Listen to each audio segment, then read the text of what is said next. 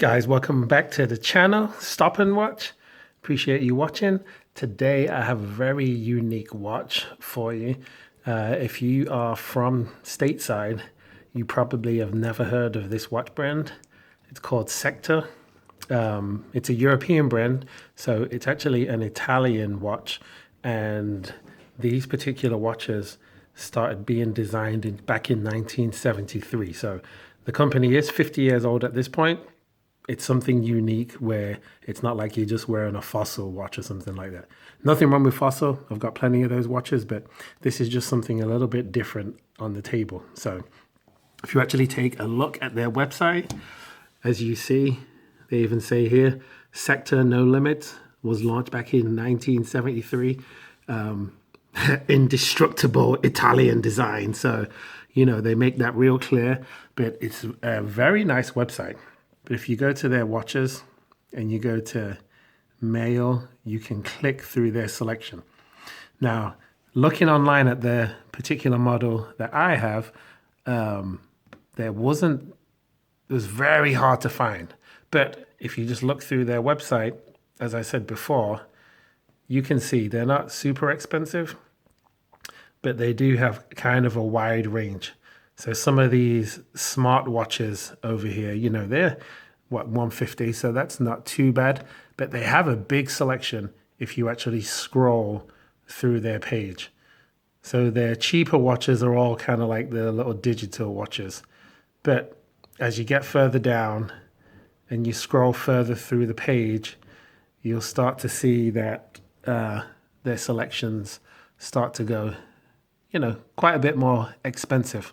So when I was looking on the web page and I was looking like at the automatic watches, I believe these ones did cost a decent amount more. See there, $350 for these. And I saw some that was higher. I saw some that were over $400. I don't remember which model that was, but they definitely do go higher in price. The one that I have, which I'll put up some images of, I found a used one. I think it was on eBay for about $250. So they don't go that cheap. I do like their logo. I do like that it says no limits. And like I said, the website is actually really slick. So check it out. If you like unusual watches, this will definitely be one. So there's a funny story with this watch because it was going to be my next one to review and I did not release a video last week. And that is because my son actually lost this watch. I gave it to him to wear just for a second and he lost it. So I couldn't review it last week. And I figured, okay, let me do this while I've still got it. This is another watch that my older brother actually gave to me. I'm going to show you another watch he gave me. He actually gave me this Seiko 5. It's a day date. So another nice watch, but I kind of wanted to show you them side by side so that you can see the size.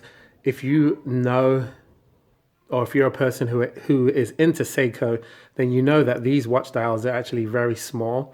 So this is only a 38 millimeter watch, so it's not big.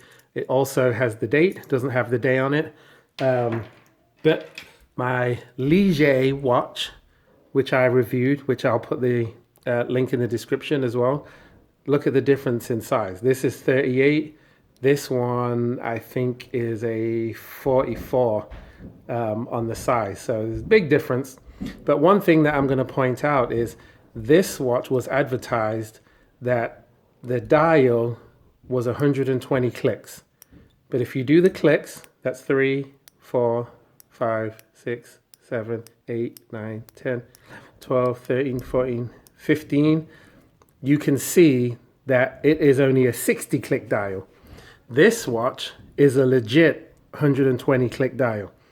1, 2, 3, 4, 5, 6, 7, 8, 9, 10. So you can see that. Let me show you what else. This is high quality. There's pretty much very little play when you wiggle this. Whereas on this cheaper Ligier watch, there's a ton of play in the dial. So, you know, just kind of give you a side-by-side comparison. It's also a much thinner watch. It's not very thick at all. And the strap itself is not that big. So if we just do a quick measurement from the top, then what is it? That's about 20, 21 millimeters. And then it tapers down to round about 18 millimeters. So strap is also very small. It's a rubber strap, very comfortable. You see it's also got the brand in here, sector, and you just do this little double press here. And the strap itself is not adjustable. There's no links that you can pull out of it. It's a very nice fit. So it fits nice with a shirt. Different style altogether. You've got the little emblem here. And I will say I didn't like this watch at first when my brother first gave it to me, but it's actually really grown on me. It's super comfortable to wear. It doesn't like pinch your arm hairs. This particular watch here, because of the style, sometimes this can pinch your arm hairs if you're a hairy person. Whereas this, since it's got the rubber strap, does not do that. So it's actually really cool, keeps time very, very well. I've had it for, I don't know, about 4 years. I've only changed the battery once in it so far. The dial looks cool. I love, you know, the clicks that it does. Very definitive clicks, which I like that. And like I said, once it's on the number, you can't push it back. No play. Comparatively, plenty of play in that one. So there is a big difference. You definitely do feel the quality difference in the watches. As you can see, this is model 175.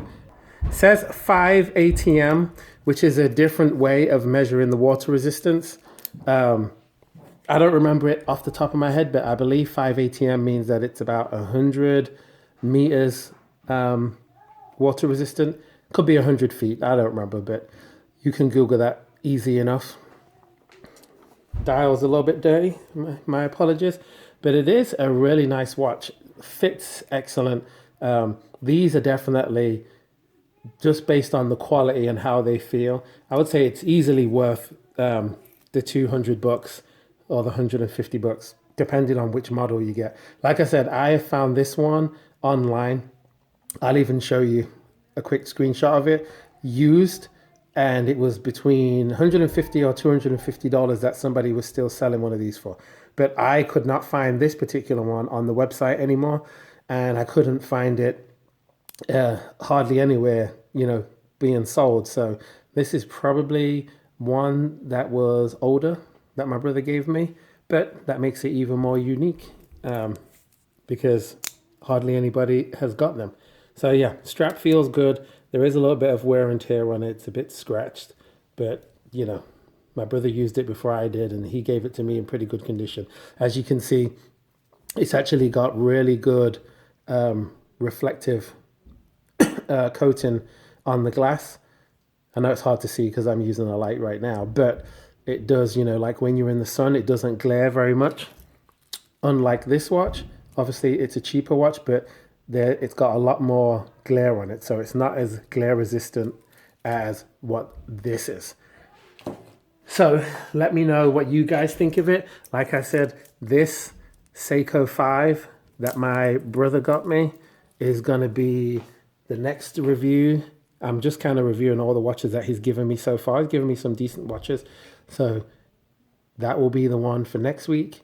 Let me know if you own one of these and how it's held up. And if you found one, if you're interested in it, you know, just shoot me a message and I'll give you any info that I can. And I'll see you guys in the next video. Peace.